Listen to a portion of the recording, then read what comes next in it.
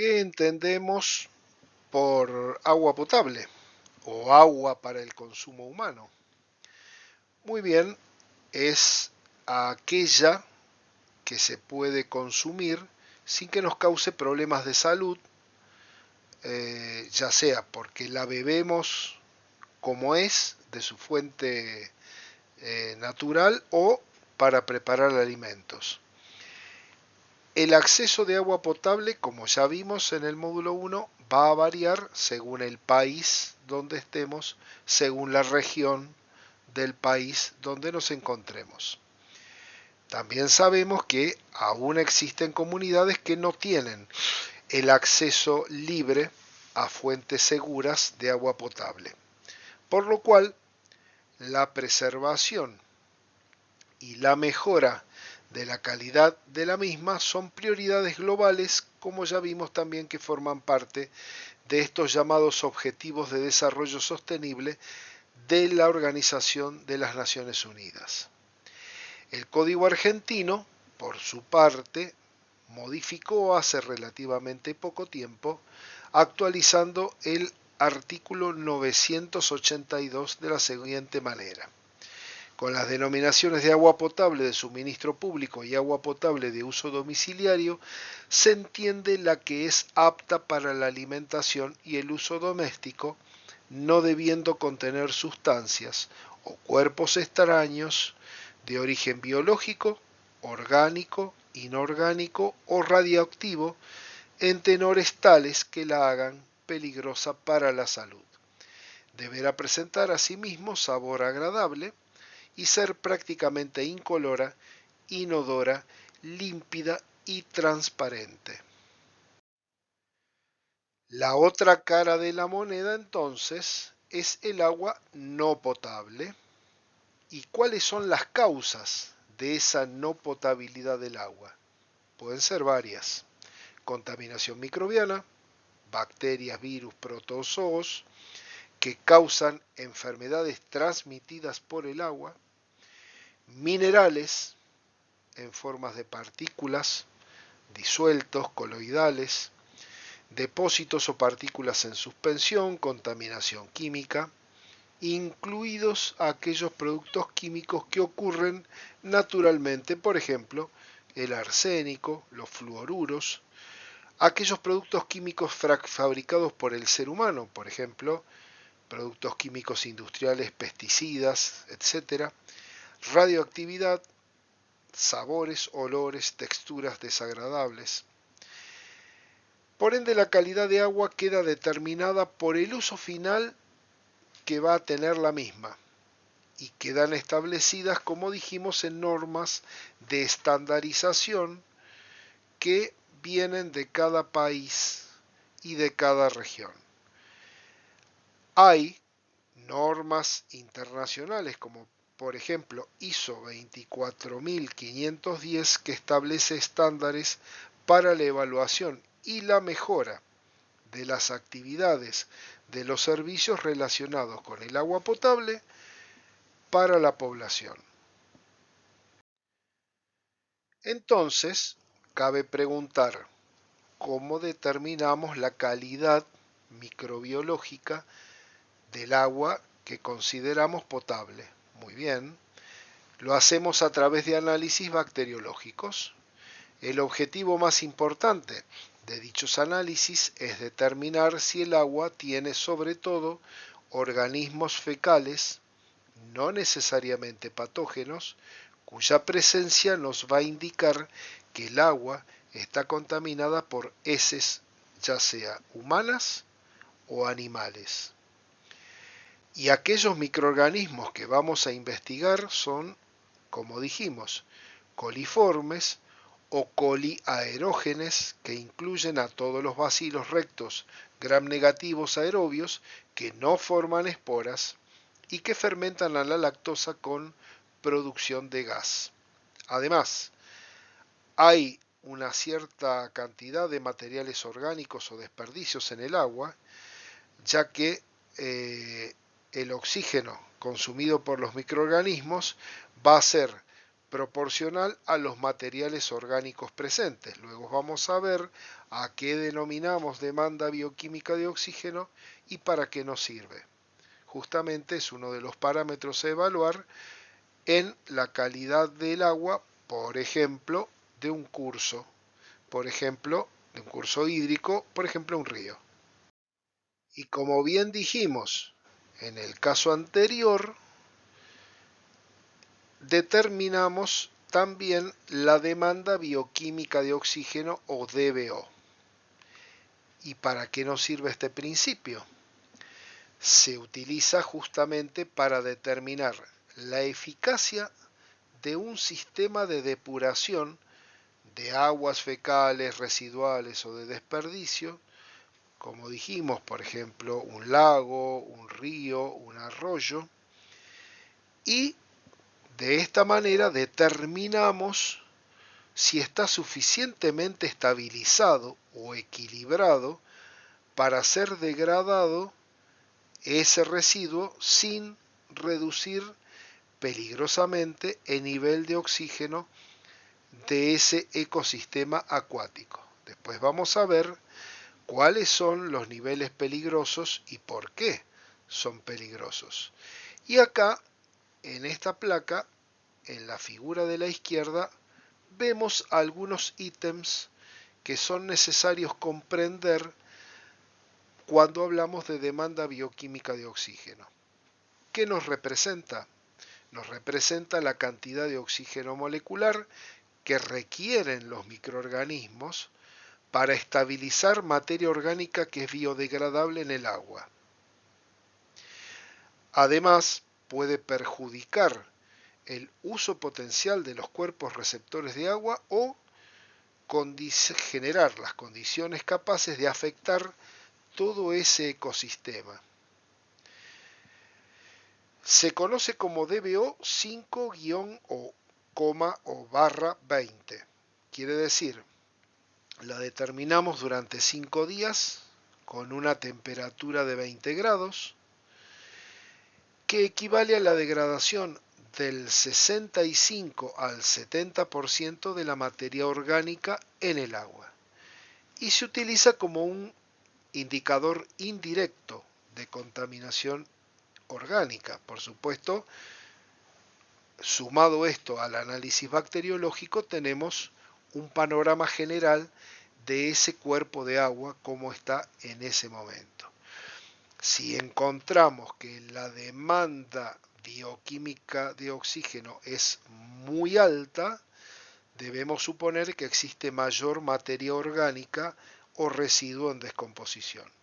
También en el diseño y evaluación del rendimiento en sistemas de tratamientos biológicos de aguas residuales, y finalmente se utiliza como parámetro de control de descargas, por ejemplo, de aguas residuales en un curso de agua.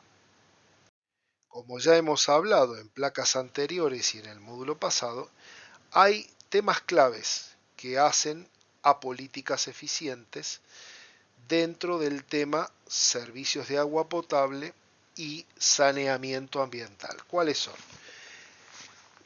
Definición clara de las funciones de las distintas partes interesadas, ya sea la población a abastecer y la persona o empresa que lleva adelante este tema. Por otro lado, definición de reglas sanitarias y de la organización de la evaluación de su cumplimiento. Tercero, procesos para asegurar coherencias entre esas políticas referidas al desarrollo urbano y a la infraestructura de la entidad prestadora de los servicios de agua. Cuarto, reglamentación para la extracción de agua y para la descarga residual. Y quinto, no menos importante, información para los usuarios y las comunidades a las cuales se les va a brindar el servicio.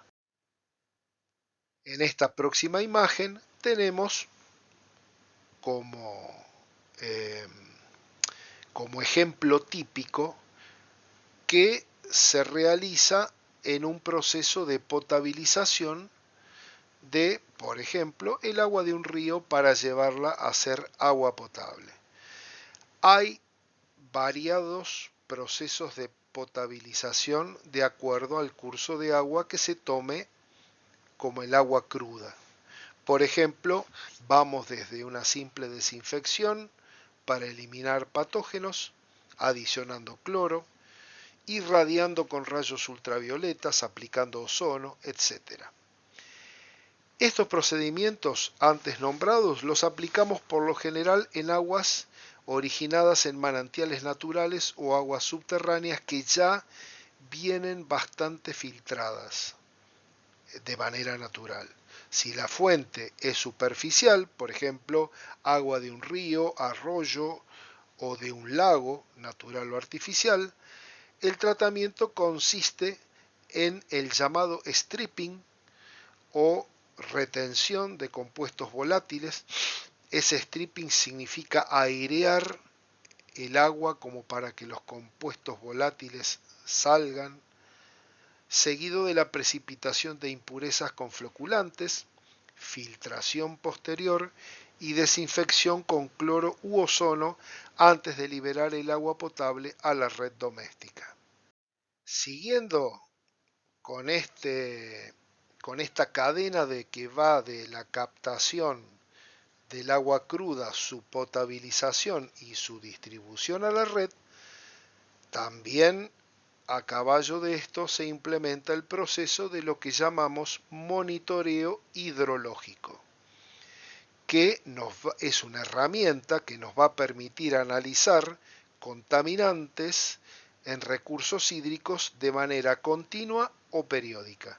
Y para esto se utilizan las llamadas estaciones de muestreo, las cuales son lugares o dispositivos que se ubican cerca de o en un cuerpo receptor de agua en las cuales recogemos la muestra.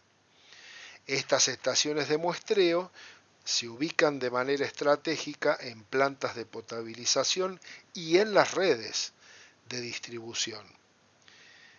Si se gestionan como corresponde, son claves para el éxito de cualquier programa de potabilización de agua corriente. Como dijimos, en la red de distribución, estas estaciones de muestreo pueden estar en los puntos terminales, en estaciones de rebombeo o tomando muestras de grifos de entrada directa a los domicilios. Suministro del agua potable.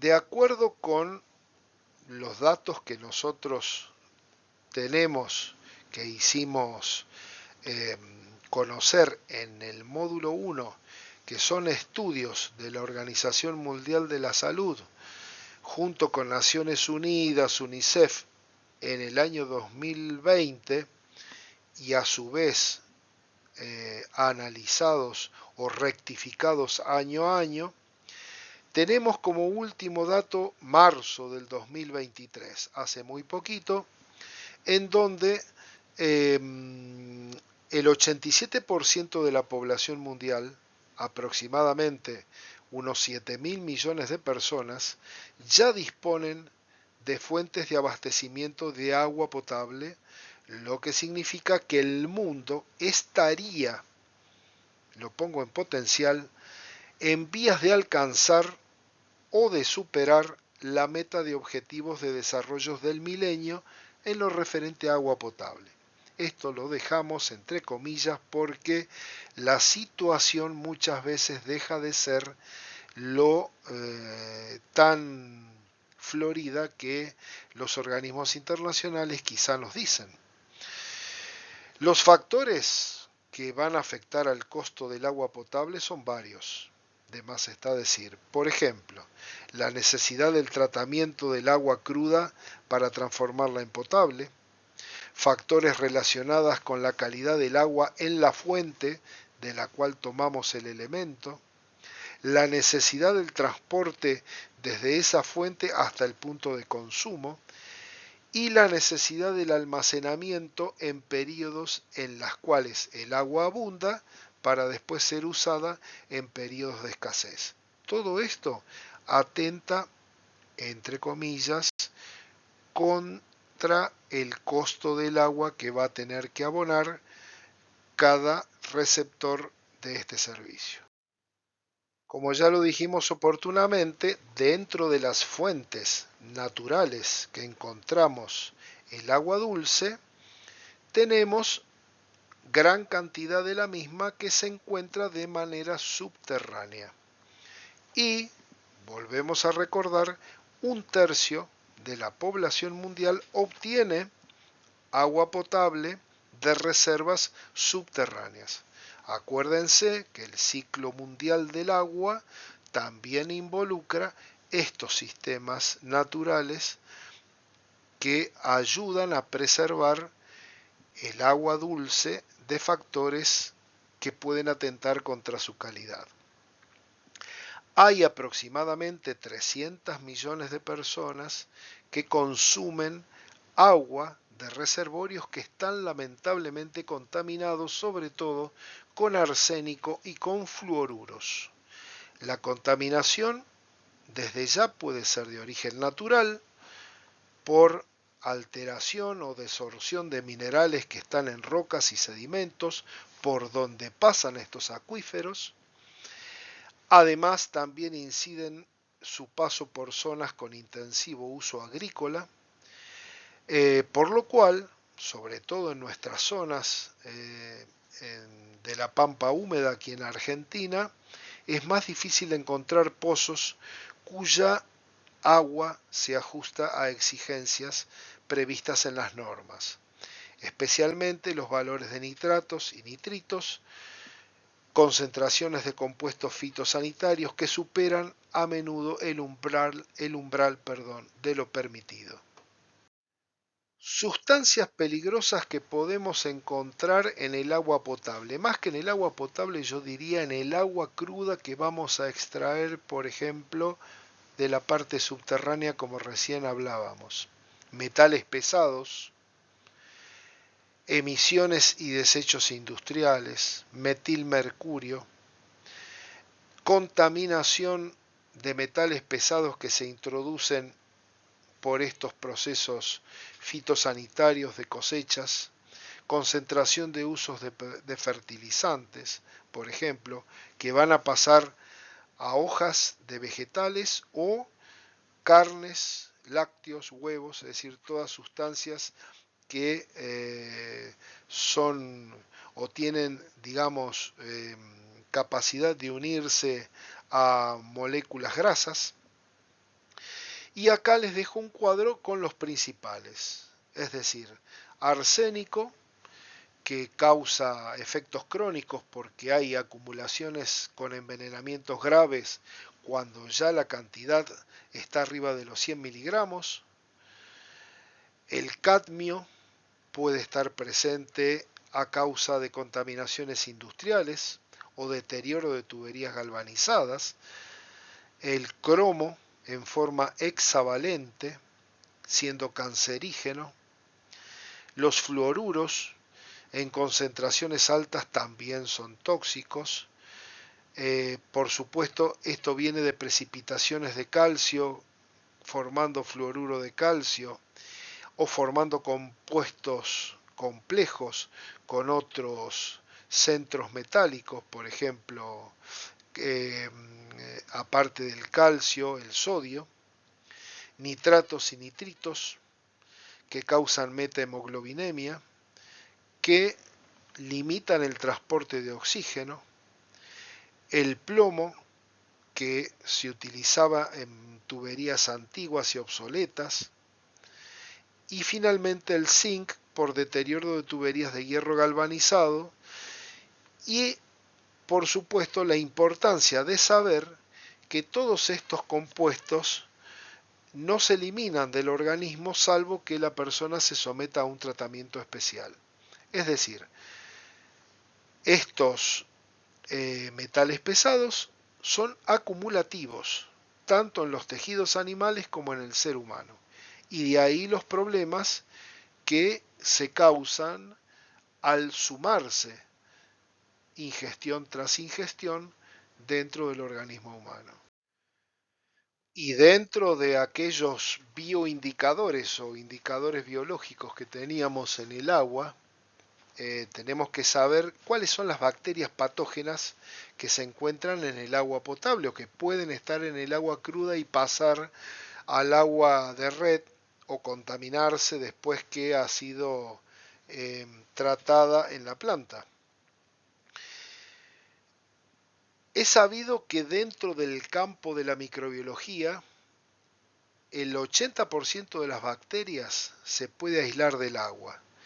Y como vimos, la mayoría son entéricas, es decir, provienen del tracto gastrointestinal, ya sea de animales, ya sea de seres humanos, se denominan bacterias fecales, cuya capacidad de sobrevivir y reproducirse es algo restringida en el agua, porque van a tener estrés fisiológico por ese medio acuoso y por lo tanto el darle nombre de bioindicador tiene alto grado de complejidad por este problema que estábamos viendo, es decir, no tienen suficiente alimento en el agua potable, porque si es un agua de un curso natural donde hay gran cantidad de materia orgánica, ahí sí vamos a tener una alta carga bacteriana, pero el agua puede estar contaminada por otras vías, el agua potable que llega al domicilio,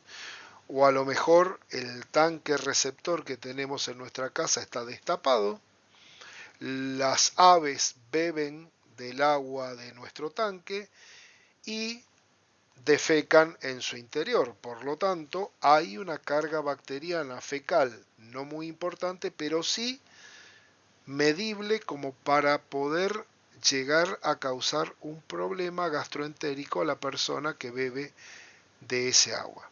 Por ejemplo,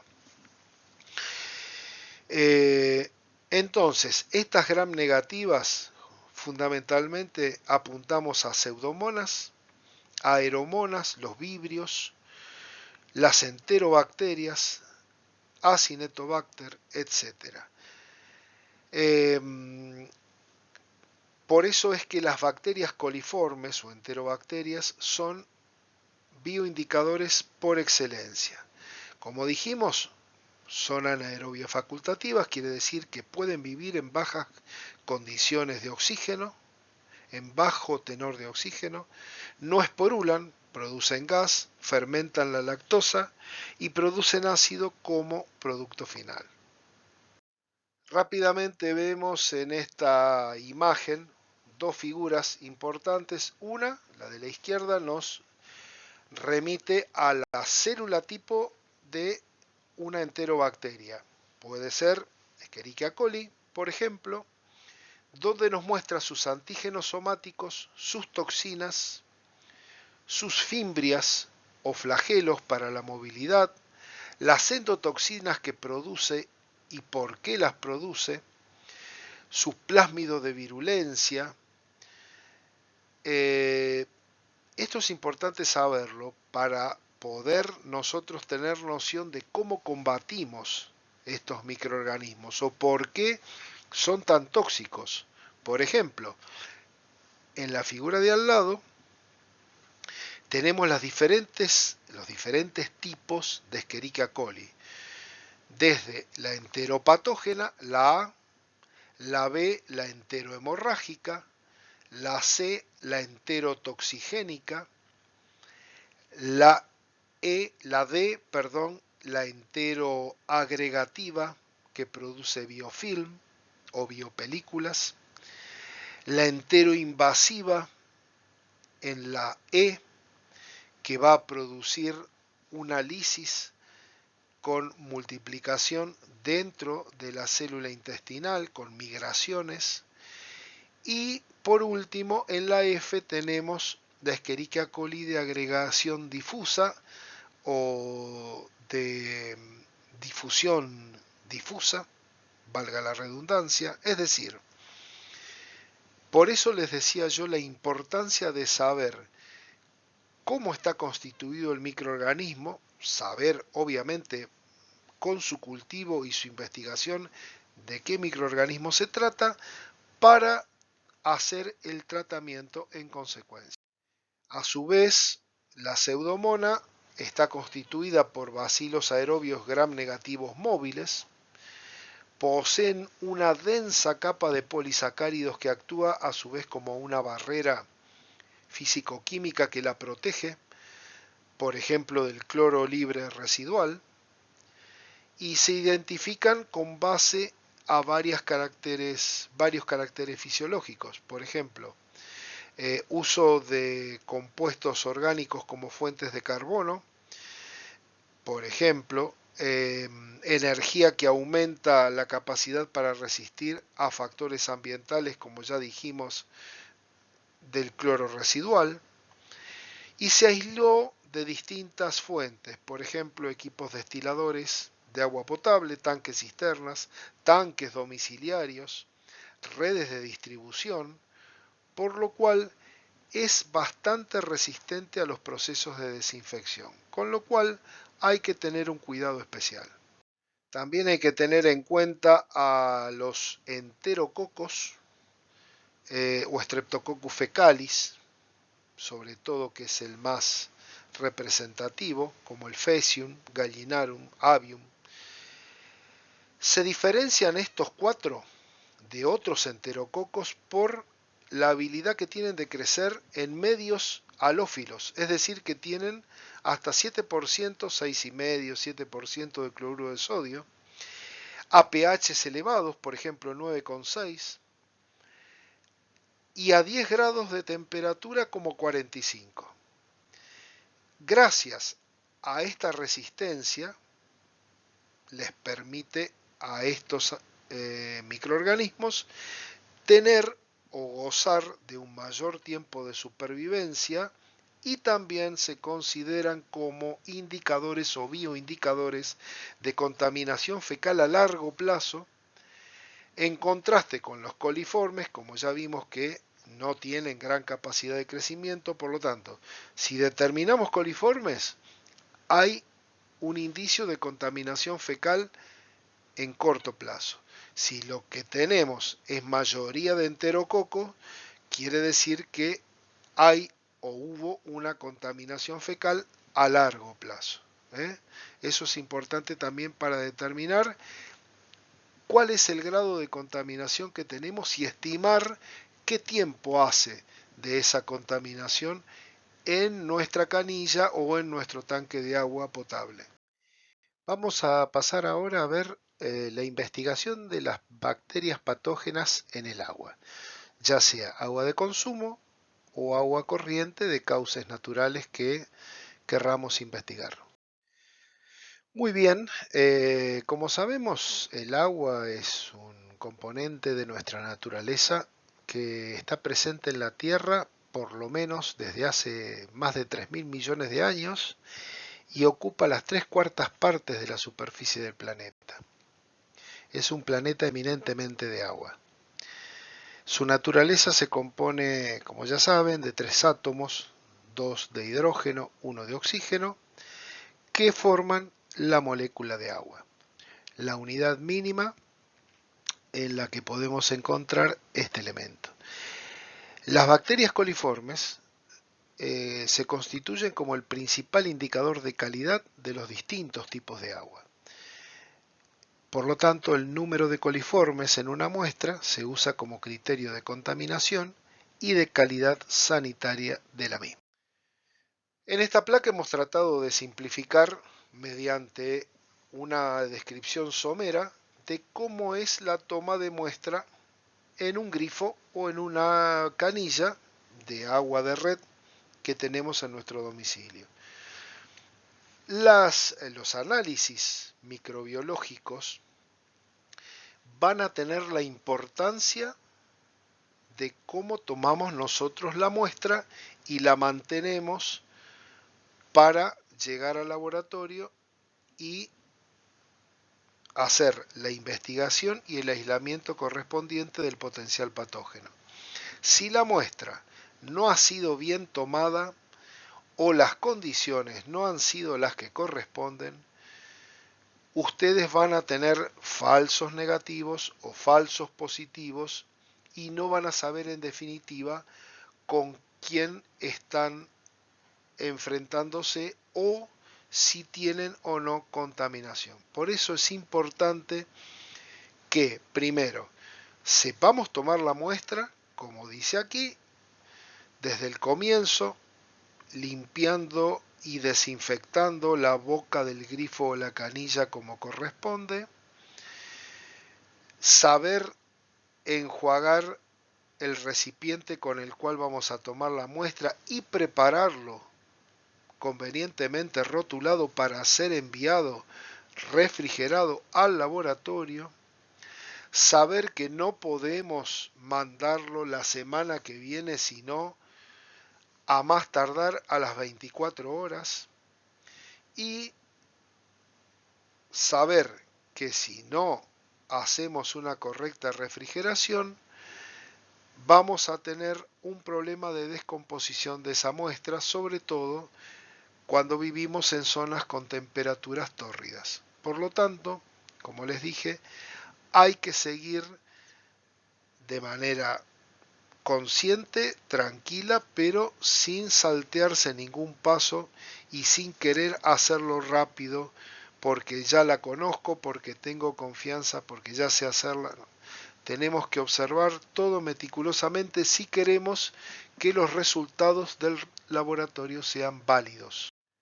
La muestra que se remite al laboratorio debe consignar al menos los siguientes datos: procedencia de la muestra, lugar de extracción, fecha, hora, condiciones climáticas, nombre de la persona que obtiene la muestra y observaciones. Con todos los datos complementarios que ustedes quieran, en toda muestra y en todo rótulo de muestra, tengan en cuenta que lo que abunda no daña, porque si yo soy el que voy a procesar la muestra, con más razón. Pero si es alguien que no me conoce o no conoce el lugar de donde la muestra es extraída, mucho más importante, porque no se olviden que todos los resultados de laboratorio tienen su validez legal. Como miscelánea, tenemos que saber también que en algunos laboratorios esa muestra no va a ser quizá manejada para una marcha investigativa de rutina, sino que se pueden utilizar técnicas como por ejemplo en agua la filtración o método de filtración por membrana, que nos van a determinar la concentración de aerobios mesófilos totales, bacterias coliformes totales y fecales, etc. Es un método que se utiliza mucho, altamente reproducible. Se utiliza también por lo general para analizar grandes volúmenes de muestra, con los que obtenemos resultados en menor tiempo quizá que con el número más probable. Sin embargo, tiene sus limitaciones y no se puede aplicar a cualquier tipo de mezcla. Utiliza el medio endo para las colonias de bacterias coliformes y por supuesto incubamos a 37 grados y a 44,5 o 45 para la coli fecal. Este método, entre paréntesis, de filtración por membrana es un método que se utilizaba o que nosotros utilizábamos en Haití con Naciones Unidas para hacer análisis de agua. Interesa la determinación de coliformes fecales porque no se olviden de que están presentes en los intestinos y obviamente en la materia fecal del hombre y de animales de sangre caliente. La familia coliforme está dentro de otra más grande que son las enterobacterias. Y la mayoría crece a 37 grados, aunque las más patógenas son las termotolerantes, como algunas especies de Escherichia coli, géneros de Escherichia coli, que viven arriba de 44-45 grados. Viven, no, se pueden cultivar sobre esas temperaturas. Por lo tanto, nos va a proporcionar información importante sobre el tipo de contaminación presente y la fuente. Como método estándar se utiliza el número más probable, que ya vamos a ver, utiliza técnicas probabilísticas sobre cantidad de tubos de caldo usados para poder hacer desarrollo de microbacterias, en este caso coliformes. Ustedes lo van a tener más especificado en los apuntes que le hemos dejado en la plataforma, pero de acuerdo a rutinas normatizadas, tanto por Codex Alimentarius, por normas ISO, ICMSF y todo lo que puedan encontrar, nos va a hablar fundamentalmente de 3 exámenes de rutina, que son recuentos de aerobios mesófilos por siembra en profundidad, se realiza a 37 grados por 24 horas y se permiten hasta 300 unidades formadoras de colonia por mililitro y se utiliza agar para recuento en placa. Esto es para ver qué grado de contaminación general tiene ese curso de agua o el agua corriente que tomamos, bebemos en la casa. En segundo lugar está el recuento de coliformes totales y coliformes fecales por técnica de número más probable, hasta 3 cada 100 mililitros en caldo McConkey, 48 horas a 37 grados. Escherichia coli, ausencia en 100 mililitros en caldo Bril a 44 grados, que es la termotolerante de la que hablábamos antes, por 48 horas. Si hay desarrollo, se repican agar M de Levin y se coteja por pruebas INVIC. Y el tercer paso es pseudomona, por siembra en superficie, en agar cetrimide, ausencia en 100 mililitros, y el cultivo se hace a 37 grados por 48 horas. Ahora vamos a tomar cada técnica en particular. ¿Cómo hacemos el recuento de aerobios mesófilos o heterótrofos? Obtenemos la muestra de un grifo previamente flameado, lo llevamos a un frasco estéril aproximadamente a 10 mililitros, con 0,1 gramos de peptona, y realizamos diluciones seriadas de hasta 10 a la menos 3. Esto en el caso de no ser agua de red domiciliaria oficial, que teóricamente siempre están estériles, o sea, no presentan crecimiento bacteriano. Se procede a realizar la siembra en profundidad, como ya vimos, en agar para recuento en placa. Se incuba de 24 a 48 horas a 37 grados. Código Alimentario Argentino, haciéndose eco de la normativa internacional, especifica que hasta 300 unidades formadoras de colonia por mililitro para agua potable y de hasta 10 a la 5 para aguas minerales es apta para consumo humano.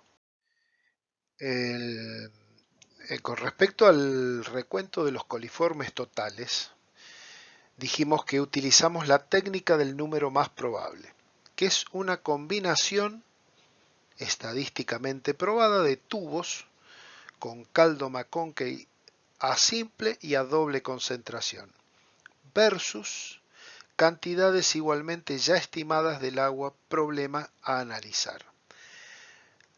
De esto hay tablas que se obtienen con el resultado estimado de cuántos coliformes van a crecer por 100 mililitros de agua estudiada, luego de 48 horas de incubación a 37 grados. La combinación mayormente utilizada es un tubo con 10 mililitros de caldo McConkey, concentración doble, más 10 mililitros de agua problema. Luego, 3 tubos de 10 mililitros de McConkey, concentración simple, con 1 mililitro de agua problema cada uno, y un tubo con 10 mililitros de concentración simple de McConkey más 0,1 de agua a estudiar. Quiere decir que en esta combinación nosotros abarcamos un espectro muy amplio de concentraciones potenciales de bacterias. Lógicamente que a medida que la concentración de tubos positivos se corra hacia el tubo que tiene más concentración de agua, llámese el número 1, que tiene 10 mililitros de caldo doble concentración más 10 mililitros de agua problema, si ahí tenemos un crecimiento y se va extendiendo hacia la menor concentración, es un agua que estará mucho más contaminada que en aquellos que solamente observamos una pequeña turbiedad en el tubo que tiene menor concentración de agua. Es más fácil poder hacerlo y observarlo a veces que explicarlo, pero bueno, es la técnica mundialmente aceptada. Para terminar, con respecto a la investigación de Pseudomonas, lo sembramos desde el tubo de la muestra problema en una placa de agar cetrimide en superficie y en estrías e incubamos 24 horas a 37 grados. Las colonias de Pseudomonas aeruginosa son pequeñas, le dan un tinte verdoso con fluorescencia verdosa a la luz ultravioleta. Antiguamente se la conocía como bacilo piociánico, ya que contamina las heridas dando esta coloración que ustedes ven en la placa y produciendo mucho pus maloliente. Y si tenemos este tipo de colonia, podemos transferir agar nutritivo inclinado, incubando a 37 grados por otras 24 horas. Y de ese agar nutritivo hacemos una coloración de Gram, logrando un bacilo Gram negativo no esporulado, que es Pseudomonas, obviamente que luego hay que ver qué tipo de género y subespecie, ¿no es cierto?